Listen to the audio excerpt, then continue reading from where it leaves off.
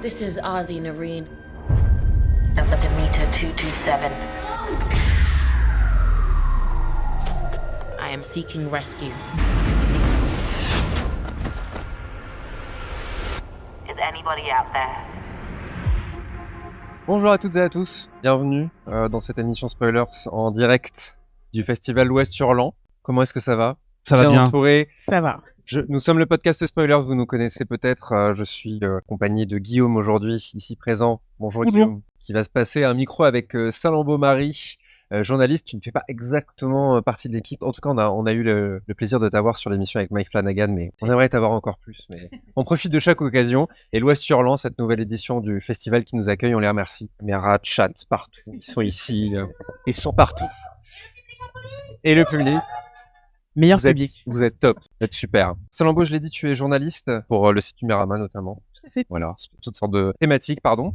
Et surtout, nous avons le plaisir d'accueillir pour cette émission, pour cette 6e émission de la 6e saison de Spoilers, Laura Nsafou, qu'on peut applaudir s'il vous plaît. Merci. Bonjour. Comment vas-tu, Laura? Ça va, un peu fatigué, est-ce que c'est la fin de la journée, ça picote? Je comprends, le rythme est... C'est être marraine. Ouais. C'était dans le contrat. On est très très très content de t'avoir dans cette émission. Je vais laisser Salambo nous faire un petit portrait de ton parcours, de qui tu es pour les gens qui nous regardent et dans le public peut-être qui ne connaîtraient pas parfaitement d'où tu viens, ce que tu fais. Voilà, elle le fera beaucoup mieux que moi, c'est à toi Salambo. Et pour te présenter, j'aimerais commencer par tes propres mots. Écrire pour qu'il ne soit plus possible de dire encore une fois « je ne savais pas » sont les mots qui apparaissent sur ton blog Mrs. Roots, un espace d'expression qui t'a permis d'avoir une renommée dès 2013 avec des premiers posts d'abord en anglais et puis en français. Tu deviens alors une des premières voix afro-féministes et intersectionnelles en France, aux côtés de réalisatrices comme Amandine Gay. Et t'as clairement pas de temps à perdre parce que dès l'âge de 16 ans, t'as écrit ton premier roman, Calice, Juste vous et moi, sur une histoire de coloc. 8 ans plus tard, tu publies À main nue, écrit lors d'un séjour en Finlande autour d'une jeune femme noire qui souffre d'aptophobie, la peur d'être touchée. Et beaucoup de lectrices te remercient pour ta description juste et libératrice du plaisir féminin, loin des carcans littéraires sexistes habituels, loin du male gaze et du white gaze. En France, les écrits afroféministes sont alors absents des librairies, donc tu te tournes vers des autrices américaines comme Octavia E. Butler et Toni Morrison, qui t'inspirent ton premier album pour enfants, comme 1 million de papillons noirs, grâce à une citation du roman Délivrance. Ses cheveux semblables à 1 million de papillons noirs endormis sur sa tête. Dans cet album jeunesse remarquable, illustré par Barbara Brun et publié en 2017, tu décris l'histoire d'une jeune fille noire, moquée à l'école pour ses cheveux crépus. C'est un récit nécessaire dans des rayons littéraires dédiés à la jeunesse qui sont toujours très blancs. 4 ans plus tard, en 2021, tu entames le premier tome de ta saga afrofuturiste, Mon jour brûlé, situé dans un monde sans soleil, une trilogie complétée par La mer chantera ton nom, ton dernier roman en date dont l'intrigue est Nos jours brûlés, et qui se déroule au Sénégal, sur l'île de Gorée, entre dieux, mythes, légendes, secrets de famille et pouvoir, et inspiré par des récits africains. En parallèle, tu publies plusieurs bandes dessinées destinées aux enfants, comme Le chemin de Jada, qui évoque le colorisme, La demeure du ciel ou encore Faïda et Le chant de la rivière, dans lesquels on retrouve évidemment ton envie de faire sortir la littérature jeunesse du male gaze et du white gaze, pour que plus jamais une petite fille ou un petit garçon ne se sente seul face à des représentations qui ne ressemblent pas. En 2022 et en 2024, tu signes également le scénario de 2 BD pour adultes qui sont très importantes, que je recommande chaudement. D'abord Amour croisé, illustré par Camélia Blando, qui met en scène un couple explorant les limites du polyamour. Et puis Quand vient l'été, illustré par Reine Debussy, autour de 2 adultes qui se retrouvent après un drame marquant de leur adolescence. Et à partir de maintenant, l'Ouest Hurlant, vous ne pouvez plus dire que vous ne saviez pas à quel point Laura Nsafou est une autrice géniale, afroféministe, et je vous demande de l'applaudir à nouveau chaleureusement, le public de Spoilers. J'ai tellement envie de reprendre cette présentation pour la mettre sur mon site personnel. Quel plus beau Vraiment, compliment. incroyable. Merci. Incroyable. C'est le plus beau des compliments, merci. Un très très beau portrait. Merci beaucoup Salambo. On remercie le chat également qui est ici. Emmanuel Pedon, coucou Spoilers, coucou Emmanuel. Festival au Surland. Mao Gani. Voilà, en tout cas, on remercie Quoi la Tueur également. Merci, coucou à tous. Merci d'être là. Merci beaucoup encore une fois pour ce portrait. Spoiler, si vous ne nous connaissez pas, on est l'émission des séries télé de genre, donc fantastique, science-fiction, fantasy. Voilà, c'est les genres de l'imaginaire. Donc voilà, l'invitation de l'Ouest Hurlant une nouvelle fois nous a fait toujours très plaisir. Laura, j'ai envie de te demander, en tant qu'autrice, c'est quoi la place des séries? Alors, plus forte raison des genres de l'imaginaire, mais plus largement, est-ce que les séries font partie de ta vie, de ton parcours? Complètement. En fait, ça définit mon écriture. C'est-à-dire que moi, je suis née dans une petite ville appelée Orléans. Bon, c'est pas si petit que ça, mais c'est une petite ville quand même, et surtout dans les années 90. Et donc, en plus d'être dans une France des années 90 où on voyait pas de représentation de séries avec des personnages noirs, sauf, il y avait le Cosby Show. Enfin, c'était souvent voilà, il y avait Moesha parfois, mais des références très américaines finalement. Mhm. Quand du coup, même dans les dessins animés, il n'y avait pas encore de princesse noire chez Disney. Donc tout ça fait que j'avais un rapport à l'audiovisuel où je me cherchais beaucoup et où je me disais mais j'aimerais trop faire ma série. Sauf que j'avais 8 ans. Donc j'avais pas d'équipe et du coup ce qui était le plus proche c'était les feutres, les papiers et les stylos et donc comment écrire avec l'intention de donner au lecteur l'impression de regarder une série. C'était ça le noyau de mon écriture. Comment avoir une écriture extrêmement cinématographique, complètement immersive, où on a presque l'impression d'entendre les sons. C'était vraiment ce rapport à la série-là qui m'a donné envie de creuser cette écriture-là. Et c'est comme ça que j'ai commencé à écrire, parce que c'était vraiment ce défi constant.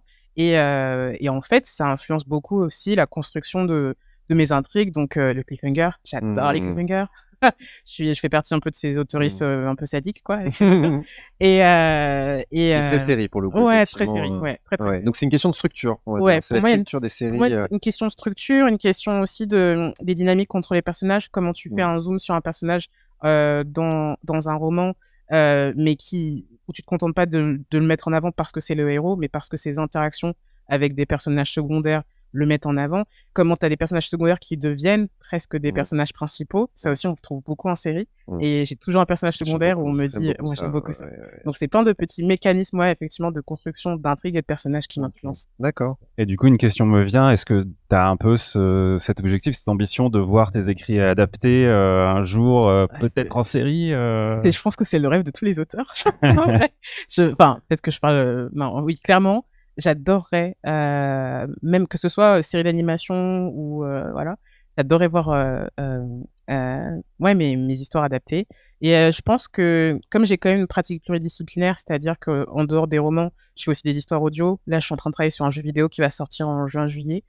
Donc en fait, du coup, on approche du scénario à chaque fois dans différents. Donc je me dis peut-être qu'à un moment donné, voilà, qu'il y a une petite porte. Donc j'aimerais beaucoup. Après, c'est vrai que vous savez, de toute façon, la production des séries a tellement de besoin de facteurs et de validation que ça peut prendre des années aussi. C'est vrai que y a les plateformes en se développant, Netflix, Prime et autres, moins connues, parfois sur le territoire de pays en particulier, cherchent des nouveaux auteurs et avec des nouvelles histoires. Et c'est vrai que ça serait cool aussi qu'en effet, ils se penchent sur des nouveaux écrits plutôt que d'essayer d'adapter les sempiternelles grandes sagas de la littérature. Parce que on sait que dans les séries de l'imaginaire, c'est souvent adapté de bouquins à la base. C'est ça. Oui, complètement. Il y a la team Orléans dans le chat. Je préfère vous le dire. Nabouzor est là, donc voilà. On est ensemble. On vous embrasse. Laura, quand on a su qu'on allait avoir la chance de t'avoir dans cette émission, on a voulu justement un peu se retrouver sur un terrain commun. Tu as choisi la série Scavengers Reign. Ouais. Pourquoi La question est très simple. Pourquoi cette série? C'est vraiment celle qui est venue assez rapidement. Pourquoi Scavenger Reign, qui est, je le précise, je n'ai jamais entendu parler de cette série et qui n'est pas une série forcément très connue parce que déjà elle est inédite en France. Ouais. Voilà, c'est alors la plateforme Max à la base. Ça doit être du Warner derrière. Guillaume, t'en sais peut-être plus que moi. Il y a été, bravo, bien. Elle a été sur Netflix aussi par la suite. En fait, c'est une série qui a été effectivement développée sur Max, dans d'autres pays, et en particulier les États-Unis, et ensuite qui a essayé d'avoir une seconde chance en arrivant sur Netflix pour être diffusée à un plus grand panel de pays, on va dire. Malheureusement, la France a toujours été exclue de ce panel, donc elle est inédite en effet en France. Heureusement, on a quand même réussi à trouver des moyens de le voir. Donc on va En fait, pouvoir en on parler, a- rassurez-vous. On a fait importer des DVD. Oui, voilà.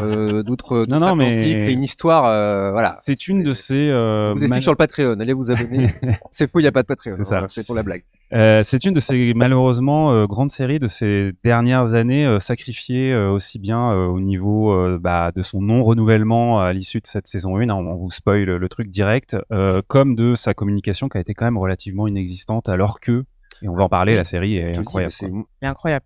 En fait, on est dans le thème avec le festival Ouest-Hurlant, c'est-à-dire que je suis tombée sur cette série parce que je discutais avec d'autres auteurs d'imaginaire ayant des futurs positifs. Comment on fait, comment on propose autre chose que des futurs dystopiques, dont on a beaucoup d'imaginaire et de références justement en termes de séries et autres, mais quand il s'agit de futurs positifs ou avec une cohabitation comme le solarpunk entre la technologie, la nature et l'homme, il y a très très très très très peu de références. Et même, pour donner un exemple, le solarpunk, la seule référence qu'on a en général, c'est un petit court-métrage de 4 minutes qui était pour une pub de yaourt. Vraiment. Ah oui. Et il est trop bien, mais Quelle pub, c'était- quelle marque j'ai oublié. Mais en fait, le court-métrage s'appelle Alice, et c'est à la fin que tu comprends que c'est une pub pour yaourt, en fait.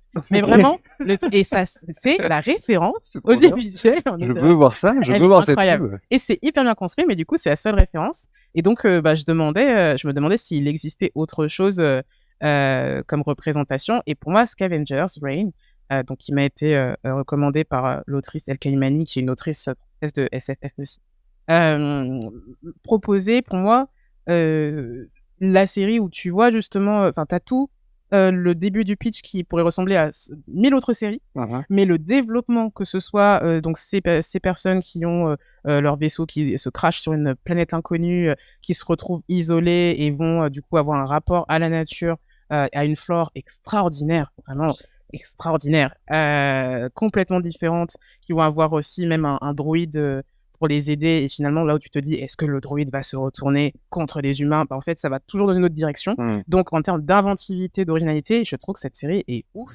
Ah oui. Et aussi, du coup, la manière dont la série se termine, j'essaie de pas spoiler non plus, mais pour moi, ça posait les bases de et après, qu'est-ce qui se passe quand tu vis entre gros guillemets en harmonie avec un reste de vestiges de vaisseau, une communauté à construire et en respect avec ton environnement dans lequel tu t'es adapté. Pour moi, s'il y avait une saison 2, on aurait clairement une saison 2 solarpunk sur positif, etc. Le chat l'a vu, hein. Kitty Scat nous dit tellement bien cette série, l'animation est délicieuse. Ouais. Extrêmement effrayante. Alors c'est tout. C'est déjà un débat sur la série, effrayante ou pas. C'est vrai que de prime abord, mais après, moi, clairement, un peu comme toi, c'est vraiment la manière dont. Je crois que c'est la toute première scène, un personnage qui rentre dans un animal, on va dire, et qui prend des trucs et qui déchire et qui est tranquille, posé, chill quoi, dans l'animal, hein, une sorte de Ace Ventura mais beaucoup plus étrange. Non, c'est un truc qui vraiment saute aux yeux, c'est la créativité qu'il y a derrière cet univers qui est cohérent et tout ça. C'est vraiment moi, en tout cas, c'est ce qui m'a. Je pense que ça a un peu frappé tout le monde dessus. Un mot? Oui, justement, ouais, je me demandais si ça t'inspirait aussi d'avoir des œuvres qui étaient aussi riches en termes de world building et de description d'environnement et de faune et de flore et d'animaux. C'est plus, je pense que c'est la petite déformation professionnelle d'avoir, alors dans ma trilogie de Nos jours brûlés, qui est un univers afro-futuriste, il y avait cette question de créer un monde qui se passe en 2050, donc assez proche de nous, et en même temps avec une faune qui a complètement muté.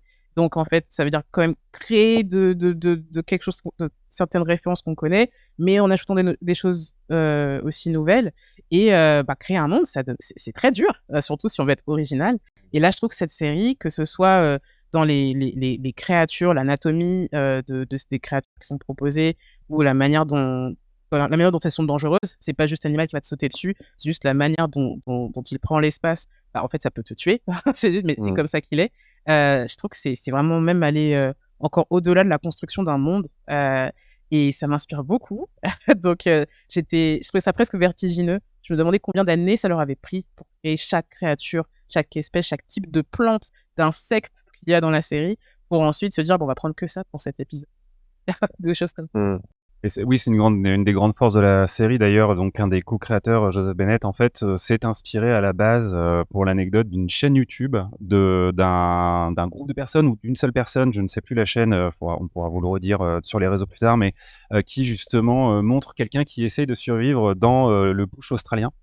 Et il a une chaîne YouTube là-dessus, et c'est en regardant cette chaîne, on l'imagine peut-être un peu en milieu de la nuit, comme ça, dans une sorte de semi-sommeil, où il s'est dit « Ah, mais ça serait trop génial d'imaginer une série où ce serait une planète extraterrestre ». Et effectivement, je pense que la série, elle offre, je crois en tout cas, mais peut-être vous allez me dire, une des visions d'une planète extraterrestre, d'un biome extraterrestre le plus original et en même temps réaliste, parce qu'ils Ça, se sont vraiment, comme tu l'as dit, poser la question de comment ça fonctionnait, tout en ne faisant en sorte qu'on ne comprenne jamais vraiment ouais, la source, comment ouais. ça. C'est-à-dire que les créatures, la faune, la flore, on peut avoir des repères visuels Mm. pour se dire ah tiens c'est marrant, c'est des arbres, des animaux à quatre pattes, des sortes de singes ou d'insectes.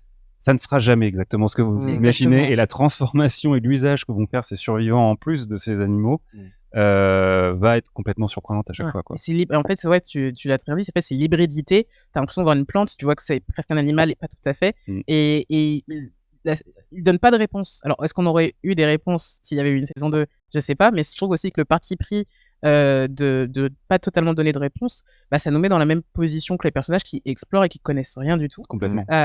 Et ça rend vraiment l'écriture l'écriture de la série extrêmement immersive aussi pour ça. C'est que la réponse, on la découvre aussi avec les personnages, et on accepte aussi parfois de ne pas la voir Oui. et de suivre jusqu'au bout aussi de. Ouais. Et juste pour finir sur ce truc-là, mais du coup, le co-créateur Joe Bennett, il aurait aimé carrément faire des épisodes centrés uniquement sur la nature Ça se de sentait. Vesta. Franchement, ça se sentait. Et genre, on lui a dit non, gars, on va pas faire ça non plus, pas exagérer, quoi. Mais lui, il aurait kiffé avoir ce Ouais. côté National Geographic Je te jure. extraterrestre, quoi. Émission documentaire animalière extraterrestre. Hein, Ouais, c'est ça, complètement, ouais, c'est vrai. Hein. Il y a un concept, hein. Ouais. En vrai. Sur l'immersion aussi, effectivement, je trouve que l'écriture est assez particulière parce que on est directement propulsé dans l'action, en fait. C'est-à-dire que les personnages ont pas des dialogues un peu chelous à redire. Ah là là, on est sur telle planète pour telle raison, etc. Ah oui, non. C'est très abstrait. Enfin, Ouais. au début, on sait pas trop où Ouais. on va, et je me demandais ce que tu avais pensé du coup de cet aspect narratif aussi. Moi, j'ai trouvé justement rafraîchissant parce que, en fait, quand on est dans quelque chose de moins. Enfin, déjà, je trouve que ça cassait justement avec les codes que l'on voit très souvent dans les séries où tu as toujours un flashback, un épisode flashback pour t'expliquer comment on est arrivé là, etc. Là, tu en as un petit peu, mais c'est Ouais, et là, c'est très fin, et surtout le moment auquel ils arrivent, c'est pour servir l'action. C'est pas comme une sorte de présentation. Ce qui est aussi un parti pris parce que quelqu'un peut décrocher aussi à cause de ça, quoi. Enfin, Oui. moi aussi, quand j'ai commencé le premier épisode, à la fin, j'étais genre, mais où ils veulent en venir? Et en fait, Oui. et c'est sur les dernières minutes ou dernières secondes que je me suis dit, ah, ok. Enfin, encore une fois, le cliffhanger. Donc, rien que pour ça, je trouvais ça aussi intéressant parce que on est aussi ça nous met aussi dans une position où on est en survie avec le personnage.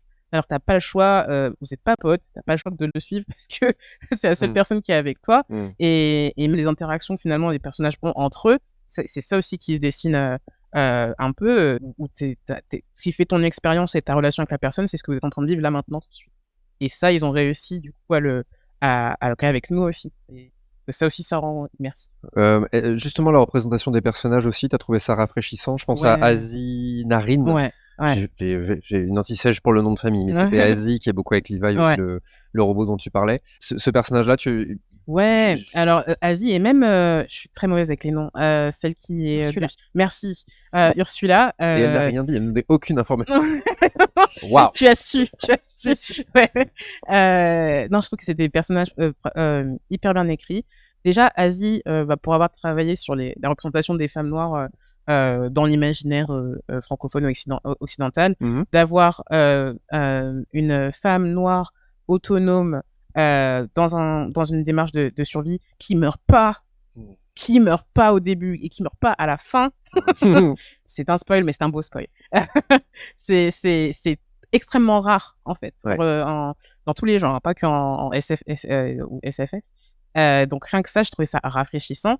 Et aussi, même dans la manière dont ce personnage est écrit, elle est très humanisée.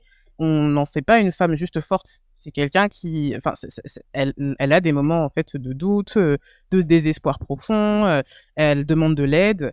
Donc, je trouve aussi bien qu'on dépasse un peu cette héroïne surhumaine qui pourrait tout faire. Et cool, on a une femme noire qui est forte, mais qui est pas réelle. Du coup.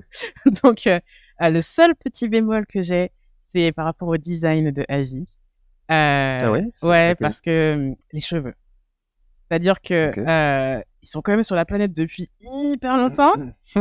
Et même si je sais qu'il y a les codes de l'animation où tu vas voir le personnage qui a la même coupe depuis pendant 4 saisons, je sais pas, ou même vêtements, Hmm. là, la coupe qu'ils ont choisie, c'est pas possible d'avoir cette coupe-là si tu fais pas n'égalises pas tous les 2 jours. Donc, Ok. si elle avait eu des locks, je pense que ce serait mieux passé, ce serait plus réaliste. Mais ça aussi, pour moi, c'est des questions de représentation parce que pour que le personnage soit réaliste physiquement, faut aussi. Enfin, tu vois, à la fin de la saison, il aurait pu avoir un début d'afro, une petite pousse. Ouais. Là où si ça avait été des locks, comme on peut le voir dans la série The Walking Dead, par exemple, Mhm. Michonne, bah en fait, ça fait sens que ce soit la même coupe parce que le propre aussi des locks, c'est que ça pousse, mais Avec pas le aussi. temps, ouais. Mais avec le temps, enfin, Avec le temps, ça ouais. peut passer, tu vois, en termes de longévité. Et la carnation de peau aussi de Asie. Oui, elle est marron, mais c'est une sorte de marron qui tire vers le taupe. Donc on peut Mhm. dire que c'est un choix graphique. Mais quand on voit qu'il y a très peu déjà de personnages, voilà, ça c'est mon envie personnelle, j'aurais préféré un vrai marron, quelque chose de plus réaliste que Ouais. les autres personnages. Ouais, je comprends. Mm. Je comprends. Et puis, en plus, c'est dans un univers qui est tellement. Enfin, ils ont. Moi, il y a des épisodes, je suis, oh là là, ils ont passé tellement de temps à dessiner C'est tout ça. Je ça, suis, oh c'est mon Dieu. ça. Bah, franchement, ça valait J'étais peut-être le à coup. ça. Un peu oui, tu dis écrivez des Ouais, logs, quelque ouais, chose. Les gars, vous avez mis ouais, tellement d'efforts. ouais. La moindre Quel truc. bestiole, c'est 12 épisodes, c'est ça, exactement. Ouais. Tu dis, bah, franchement, tu vois, Bart Simpson, ça fait 40 ans qu'il a la même tenue. Bon, je comprends que ce soit déjà plus compliqué, mais là, Ouais. tu dis, dommage. Ouais, et puis Alors c'est peut-être un truc qu'ils avaient voulu explorer ou en tout cas améliorer dans saison 2 puisque malgré le fait que la série n'ait pas été du coup renouvelée, on peut trouver sur YouTube de manière tout à fait legit la bande-annonce de la saison 2 qui ne verra jamais le jour. Ouais, dessinée vraiment par les auteurs de la série. Et on voit quelques extraits de personnages qui ont du coup survécu à cette saison 1. Et on voit en effet qu'il y a une petite évolution dans le j'ai pas caractère design d'Asie, effectivement, où en effet au niveau des cheveux notamment, on sent qu'il y a plusieurs mois qui se sont passés, quoi. Ouais. Donc je vous laisserai la surprise pour ceux qui sont un petit peu en deuil de la série d'aller voir ça, parce que c'est la seule chose qui nous projette un peu sur la suite de l'histoire aujourd'hui. Mais Et du coup, est-ce qu'on sait s'il y a possibilité vraiment qu'il n'y ait pas du tout de saison 2, même ailleurs, chez une autre plateforme pour l'instant, c'est malheureusement, je crois que c'est mort. Après, l'avantage de l'animation, c'est que on pourrait imaginer une suite dans d'autres formats, notamment le format bande dessinée, par exemple. Ouais. Ça s'est fait pour certaines séries, mais c'est vraiment à la marge, quoi. Ouais. Et là, en l'occurrence, malgré le fait que, alors je sais même plus si elle avait gagné l'Emmy, mais elle avait été nommée en tout cas l'année dernière ou il y a 2 ans maintenant déjà pour la meilleure série d'animation. C'est quand même une série qui a attiré beaucoup de sympathie et qui a été dont on a remercié les qualités, on va dire, et qui malheureusement aujourd'hui ne donne pas signe de vie. Donc je pense que quand ça traîne comme ça, c'est Ouais, c'est bon, c'est pas un petit peu marrant, je pense. Peut-être un soulèvement populaire des internets. Faites une pétition, ouais, je sais pas. Quand c'est Sonic, il y a 1 million de personnes qui signent. Et quand c'est Scavenger, il n'y a plus personne. Franchement, faites quelque chose, s'il vous plaît. Non, mais j'aimerais juste revenir, Laura, sur alors, tu as travaillé sur la représentation des personnes noires, on en a parlé rapidement. Globalement, sans parler de Scavengers Reign, globalement, est-ce que tu vois une évolution quand même dans ces représentations? Alors, pour le coup, sur des séries live action, et peut-être qu'il y aurait eu pour le coup beaucoup plus de renommée. Alors, moi, le premier qui me vient en personnage, pour l'avoir vraiment beaucoup aimé, non seulement la série, mais le personnage, c'est le personnage de Milchick, Tess Milchick dans Severance, par exemple. Est-ce que tu la vois, toi, en tant que voilà, autrice sur le sujet, tu as travaillé sur le sujet. Est-ce que tu vois une évolution positive ou pas d'ailleurs? Alors, il y a clairement une évolution, ne serait-ce que dans le fait de la diversification. C'est-à-dire qu'avant, on avait souvent un personnage noir secondaire un peu en arrière-plan comme ressort humoristique ou qui meurt justement dès les premiers épisodes, quelque chose comme ça. Et là, pour moi, on assiste vraiment aussi à des personnages qui sont bien construits, qui ont une storyline, que ce soit dans La Roue du Temps, on en parlait un petit peu par mail aussi. Enfin, avoir une diversification aussi qui a du sens par rapport à l'histoire des personnages aussi. Le fait qu'on sache aussi parfois d'où ils viennent, dans des univers justement imaginaires. Donc, on voit les régions dont ils sont originaires, etc. Ça- Excuse-moi de te couper, est-ce que tu penses à des personnages en particulier? Dans- J'aimerais avoir des exemples Alors, peut-être qui viennent. dans la roue du temps. Ça, c'est le domaine de Guillaume. Il y a Il y a le Egouen et point Nynaeve. sans spoilers, Ouais. maintenant c'est le roue du Probablement. temps, le Ouais. point de J'avais- Guillaume. Hein. C'est ça, pour une fois que je peux en parler, je vais plus lâcher le micro. Franchement, j'ai hésité entre ces deux séries pour en parler aujourd'hui. Vous avez eu de la chance, vous auriez pu avoir rattrapé la roue du temps, les gars. Mais je mesure cette chance. Non, j'avais une petite question qui n'est pas piège, mais est-ce que tu avais lu les romans? Non. Ok. Ouais, Donc, j'ai- en fait, Lui, oui. parce que je me pose la question, mais il faudra que je creuse si effectivement on avait déjà des indices de cette diversité dans les romans, parce que la série, en effet, essaye de faire vraiment d'avoir une diversité dans les représentations qui est quand même assez incroyable. C'est-à-dire qu'on a aussi bien des personnes de couleur que des personnes minorisées, comme des gens en situation de handicap, par exemple. Enfin, et de manière très, pour le coup, je pense que c'est une peut-être des séries où c'est le plus naturel, Oui. puisque c'est pas du tout une caractéristique du personnage. Ouais. C'est t'as des gentils, des méchants, et tout un tas d'autres archétypes de Ouais. personnages qui ne sont pas conditionnés par qui ils sont physiquement. Ouais. Donc ok, bon, en tout cas, effectivement, j'ai l'impression que c'est ce que la Oui. série fait très bien, Oui, et notamment et donc, comme il y a tu le le dis, personnage, c'est-à-dire que tu vas avoir Egouen peut-être et Nynaeve. un personnage, tu vas peut-être avoir un personnage racisé qui sera méchant, mais en fait, on aura d'autres aussi qui sont entre guillemets gentils ou qui sont complexes. Et ça aussi, c'est une grande avancée, c'est-à-dire d'avoir des personnages multidimensionnels. Maintenant, parce qu'il y a faut toujours faire mieux. Je pense en termes de références littéraires, il y a le roman de Octavia Butler, donc grande autrice afro-américaine de science-fiction, qui a écrit un roman qui s'appelle Novice. Et dedans, il y a un vampire noir, et parce qu'il est noir, il peut marcher au soleil. Et donc, ça le rend fait de lui le vampire le plus puissant. Et D'accord. ça, en fait, je trouve qu'il y a des portes créatives comme ça qu'on voit pas encore côté audiovisuel, Ouais. où en fait, la particularité de la mélanine, ça peut créer une histoire, en fait, et créer des rapports de force entre les personnages, et donc créer des conflits. Et là, elle a fait tout un roman dessus. J'aimerais voir encore plus ça en termes de diversité de Ouais. représentation. Dans le fantastique, je pense à l'image de la sorcière aussi. J'avais vu un article sur ton blog sur ça. Salambo, c'est ça que t'allais dire aussi. Je voulais parler aussi des vampires, parce qu'effectivement, tu avais aussi fait un Ouais. post sur les vampires, et je pensais notamment à Entretien avec un vampire. Oui, oh, mais j'ai euh, failli oublier. Pardon, merci. Parce que justement, il y a une vraie modernisation et une vraie Elle est diversité incroyable. dans cette Il y a eu un oui dans incroyable. ce. voilà. Elle Vous pouvez trépigne. pas le voir, mais il y a des gens dans le public Elle trépigne. qui sont d'accord avec nous. Oui, non, Entretien avec un vampire, et aussi pour avoir vu le film initial, je n'ai pas lu le roman par contre.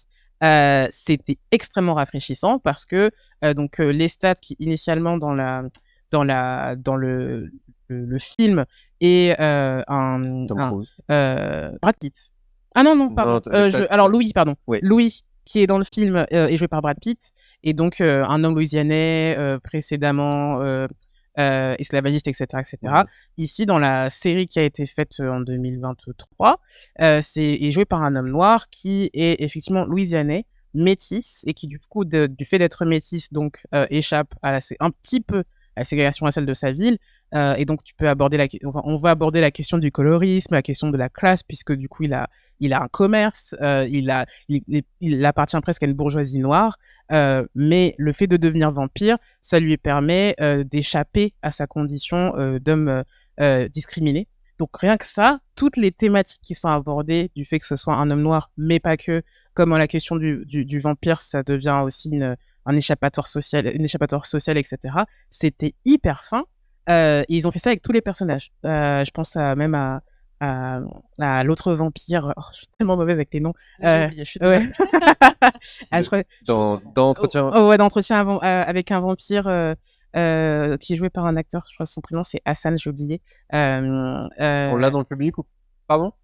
Merci, Armand. Ah bah Donc, Antonio Banderas, voilà. non, sur le- Donc Armand, merci. Oui, il y avait aussi Claudia, mais ça aussi j'ai des choses à dire sur Claudia, mais on n'a pas 3 heures. Mais oui, Armand est extrêmement bien écrit aussi pour ça, de savoir que parce que c'est un vampire millénaire, en fait, il vient aussi d'une certaine époque, bien sûr. Moyen-Orient, etc. Donc ça, pour moi, c'est aussi des écritures qui, en plus de placer des personnages diversifiés, les creusent et donnent du sens et enrichit l'intrigue. Est-ce que tu as vu Lost? Oui, mais pas jusqu'au bout. Est-ce que non mais parce que en préparant l'émission, on s'était posé la question avec Guillaume et Salambo sur le personnage de Michael, qui est joué par Harold Michael, hein. Oui, Harold Perrineau Jr. Tu vois ce personnage, le père de Walt? qui perd son quelque chose. fils. Ouais, parce que en gros, c'est un acteur. Tu veux faire un topo? Non, je crois que tu allais faire un topo sur. Non, mais oui, enfin, En gros, l'acteur effectivement, s'est plaint. En fait, il y ouais. a eu toute une histoire. Priya qui est juste en, là, c'est tellement en dommage. 2023, en tout Qui cas, fera un ouais. topo. Docteur en série, il est incroyable. Docteur Bribri. En fait, l'acteur s'est plaint non seulement de la manière dont il était considéré dans la production, dans l'équipe, dans le cast, etc. Bon, ça c'est beaucoup. Mais le personnage aussi. On s'était interrogé nous sur En fait, sa représentation. en 2023, et donc quand même vachement de temps après effectivement la fin de la série, il y a eu en effet une enquête qui a donné lieu à un livre, effectivement, qui donc vous pourrez trouver des traces, notamment du coup dans un article de Vanity Fair. Je crois que le livre, je l'ai quelque part par là. Burn It Down. Merci. Qui en effet montre que oui, les personnages noirs dans la série, enfin les acteurs puis les personnages ont été grandement mis de côté, là où en effet Arnold Perrineau, qui était quand même pas le mec qui sortait de nulle part, puisqu'il avait fait Oz notamment, et qui était quand même quelqu'un qui, voilà, avait lui demandé effectivement notamment de voir l'arc de son personnage un peu plus pris au sérieux, lui donner des situations plus moins clichés, en fait, plus différentes, là où effectivement le personnage de Jack ou le personnage de Sawyer, pour comparer sur les personnages masculins, avaient des trajectoires qui étaient assez où on creusait vraiment plein de choses. Lui, il était mis un peu au placard petit à petit, avec vraiment cette storyline uniquement sur le fait qu'il recherche son fils et qu'en plus il est un mauvais père. Enfin bref, il avait vraiment assez mal vécu le truc et ça avait été un peu mis sous le tapis. Et effectivement, c'est un peu aussi représentative, Lost aussi culte soit-elle, d'un moment aussi où en effet ces thématiques-là étaient quand même vraiment maltraitées, notamment. Et ça, c'est peut-être un truc dont on peut parler aussi rapidement par les scénaristes, puisque en fait, en effet, quand même derrière une série, il y a plusieurs scénaristes, et très certainement aussi que l'évolution des représentations et la justesse de ces représentations et la créativité qui peut en ressortir vient aussi du fait que on faut embaucher plus de personnes différentes en fait. Oui, complètement, et super transition parce que l'exemple qui me vient, c'est dans American Gods. Avec le dieu, trop bien. Avec le dieu Anansi, qui est donc en fait un dieu ghanéen, et non, il y a deux divinités noires, mais donc c'est un dieu ghanéen qui est, bon, c'est pas un mauvais dieu ni un très bon dieu, mais donc qui est joué par l'acteur Orlando Jones, et dans cette série-là, Orlando Jones a tenu à écrire et modifier le scénario pour que notamment le dieu ghanéen se prononce aussi sur la question des violences policières, parce que ça se passe quand même aux États-Unis. Donc faire un lien avec ça, et c'est l'une des meilleures scènes de la télé américaine en termes de série sur la question de la représentation. Je recommande. Il a un monologue de 5 minutes que je peux à chaque fois repasser sur Twitter chaque année.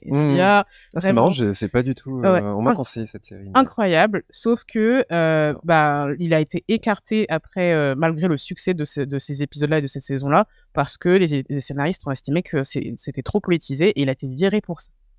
Et donc là encore, c'est comme tu dis, c'est qui écrit ces séries-là, comment on enrichit en fait les personnages. C'est aussi accepter que la salle de la writing room soit vraiment ouverte, et je trouve ça intéressant quand ça vient encore plus des acteurs qui sont plus proches aussi du personnage, même si évidemment qu'il y a une intrigue, etc.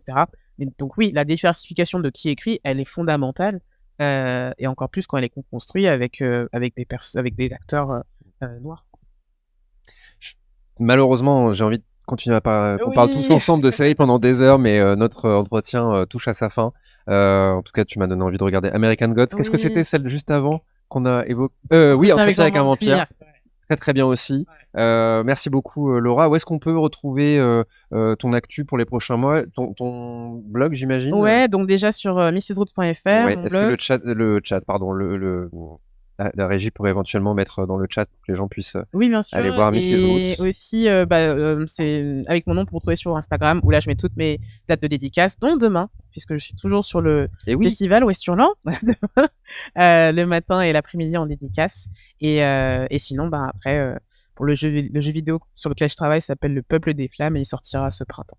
Ce printemps, qui est quel studio, je saurais pas. C'est un domaine que je maîtrise assez mal. En fait, donc c'est une maison d'édition qui fait des histoires audio qui s'appelle Luni, et du coup là ils ont sorti leur propre console qui s'appelle La Flamme. Et donc et c'est français. Et ils ont sorti leur console. Oh, tellement de choses à tes côtés. Mais en vrai, je suis désolée, mais ça ressemble à une Game Boy Color. À quel moment est-ce que c'est un reproche? Non, mais parce que je pense que pour eux, il faut pas le dire, parce que d'un point de vue marketing, c'est nouveau. Oui, d'accord. Mais pour moi, c'est une Game Boy Color. Ouais. Bref, j'espère qu'ils vont pas voir cette vidéo. donc voilà, c'est bon pour moi. Ok, très bien. Guillaume, Ça me fait juste penser à un mini truc, c'est que tout à l'heure tu parlais du coup de Solarpunk Ouais.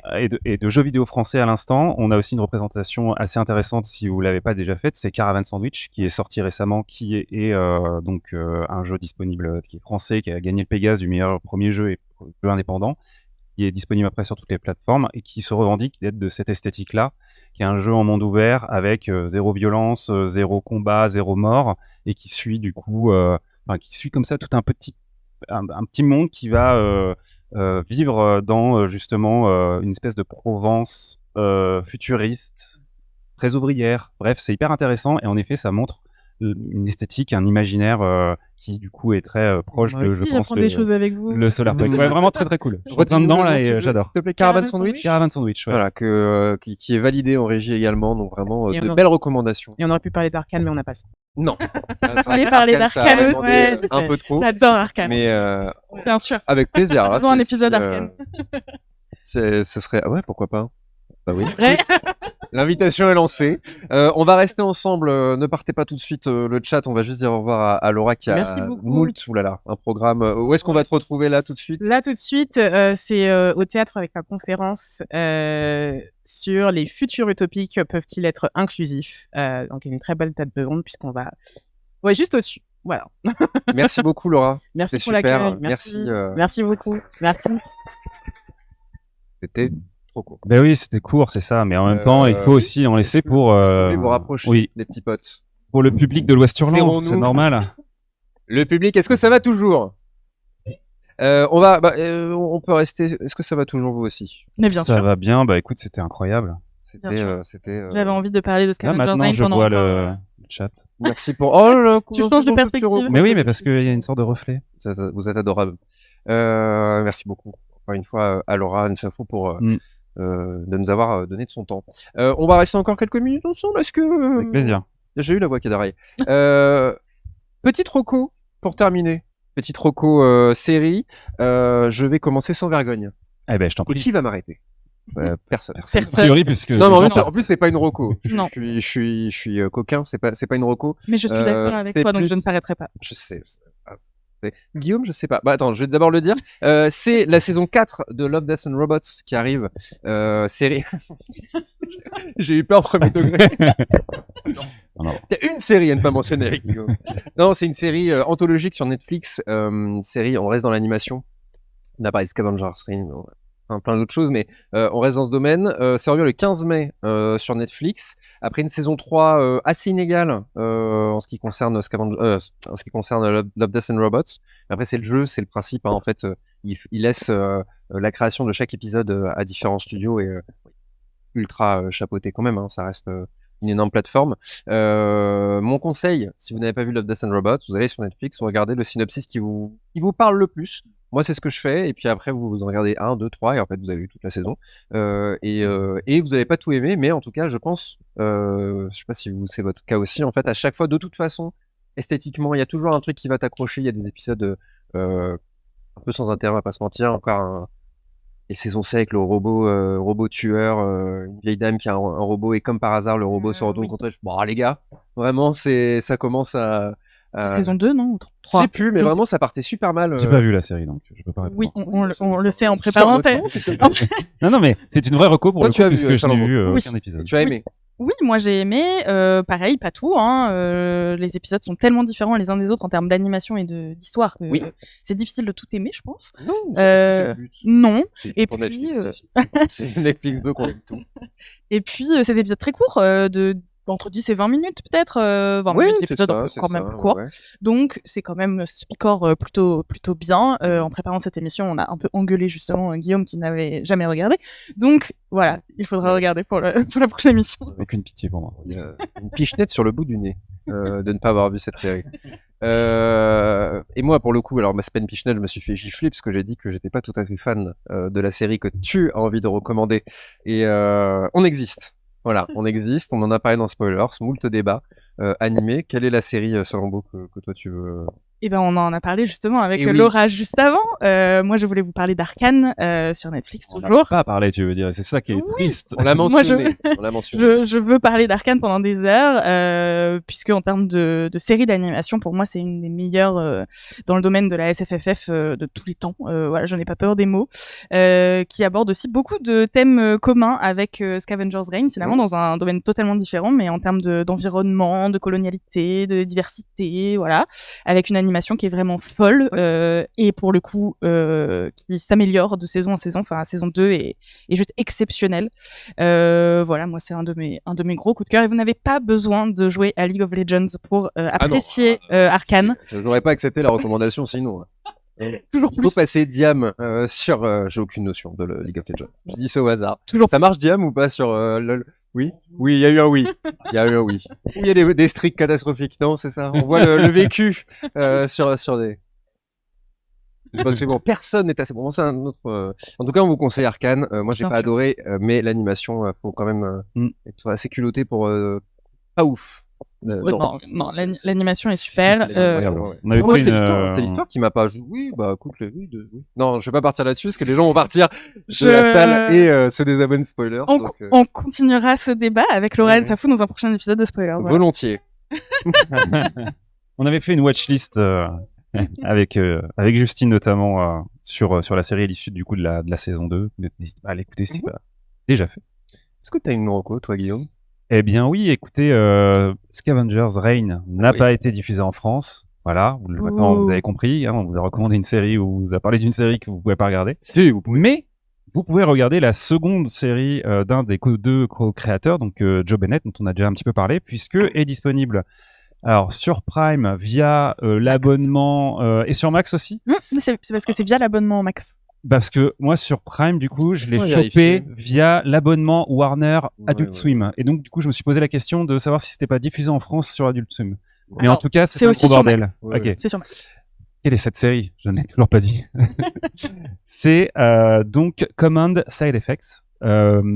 Série de Joe Bennett, série d'animation aussi, une dizaine d'épisodes. Je crois que c'est terminé pour cette saison 1, ou en tout cas si c'est toujours en cours de diffusion, il y a au moins une dizaine d'épisodes de disponibles, et qui partage pas mal de points communs avec Scavenger's Reign.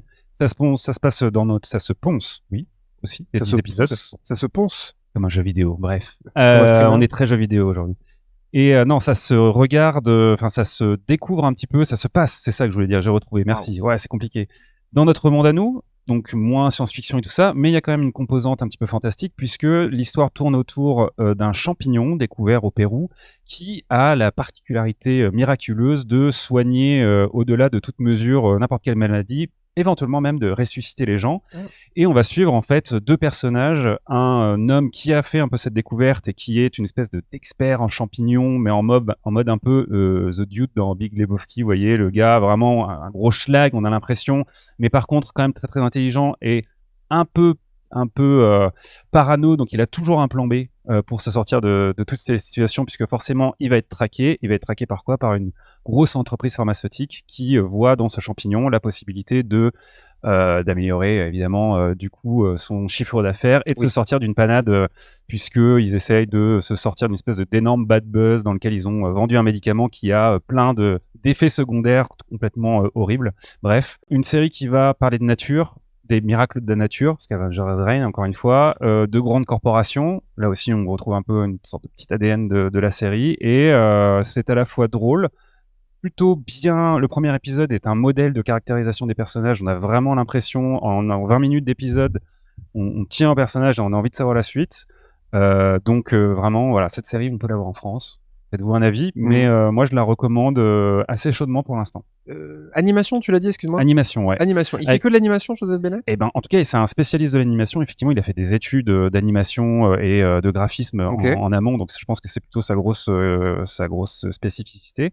Avec un style graphique, pour le coup, qui n'est pas proche. Enfin, il est proche de Scavenger's Reign dans le côté très détaillé de la nature et Ouais. de Ça l'animation. Ouais, voilà. Ouais. Par contre, le style des personnages est assez marrant puisque on a une espèce de un peu de style SD. Je sais pas si ça vous parle, c'est-à-dire ce style assez japonais de personnages avec une grosse tête et un plus petit corps, qui est une représentation SD pour Small Deformed. Ok. Je crois que c'est ça l'abréviation. Ou voilà, enfin, souvent les. Tu aurais une série à nous donner qui représente ça, ou le chat? Le chat vivant. J'aurais pas d'autres séries, mais en tout cas, quand on J'appelle voit. ça le style chibi, perso. C'est Ouais. Barbure.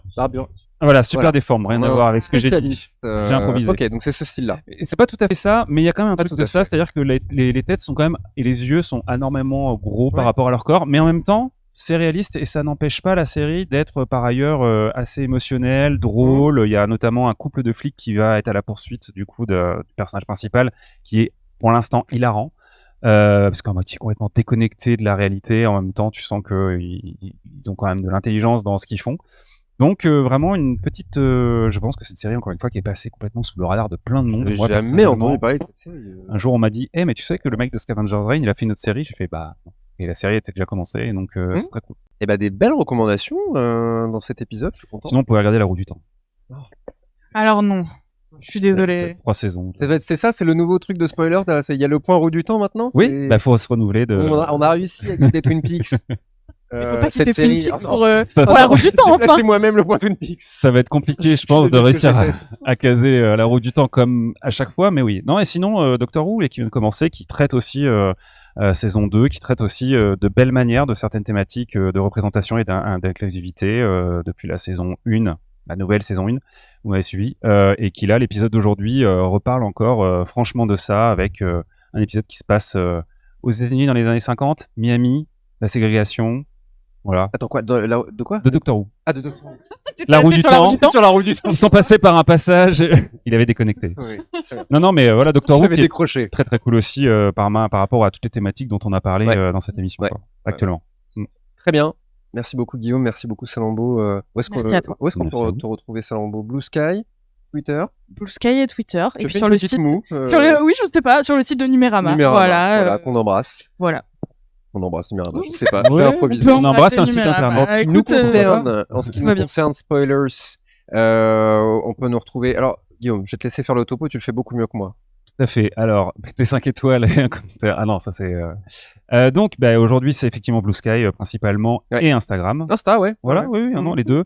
Et puis, spoilers.lepodcast.fr pour retrouver toutes nos émissions au format audio. Et puis, Et pour peut-être aller derrière vers la plateforme, enfin l'appli que vous préférez aussi. oui, voilà, disponible sur toutes les plateformes. Et puis maintenant, YouTube avec une émission sur Ouais. Severance qui va sortir demain. Demain alors, on midi, parle. sur la chaîne de CHP. Incroyable Moi, sur ma personnage. chaîne, j'ai réussi à faire produire Il a- une émission Il spoilers. a hijacké totalement. Yes. Alors venez mettre des commentaires et des petits likes si vous voulez soutenir. On parle avec Guillaume et Briac ici présent de la saison 2 de Severance, le débrief pour cette saison 2, si ça vous dit, de passer une tête. Merci évidemment, encore une fois, un immense merci à l'Ouest Hurlant, déjà pour le super beau festival qui nous font encore une fois cette année, qui nous permettent en plus d'intervenir, de faire des belles rencontres avec des super autrices. Encore une fois, merci à Laurent Safou pour son temps. À venir sur cette chaîne Twitch. Oui, tout à fait. Maintenant, vous allez retrouver retrouver Zelda qui s'est peut-être un petit peu reposée, je crois, non? Là maintenant. Pas sûr, hein. Pas Vous sûr. n'avez pas le son, elle a fait. Et qui va, en compagnie de Morgane Jiquel, parler du film Comment les rats sont morts. C'est la suite du programme, je crois, non? C'est la suite du programme, donc restez, s'il vous plaît. Merci beaucoup, merci l'Ouest Hurlant. Ciao. Moi, j'applaudis parce que vous êtes super. Merci le chat, et à très vite. Bonus. Trax. Alerte rouge pour tous les fans de Star Trek! Pour avoir des analyses détaillées sur chacun des épisodes des nouvelles séries Star Trek, écoutez Le Cadran Pop, un podcast qui analyse tout Star Trek, à commencer par tous les épisodes des séries récentes. On parle aussi des films et de plein d'autres choses. Alors si vous voulez vivre longtemps et prospérer, écoutez Le Cadran Pop sur toutes les applications de podcast via le flux du coin pop. Et vous pourrez aussi vous téléporter sur notre site internet podcast.lecadranpop.fr.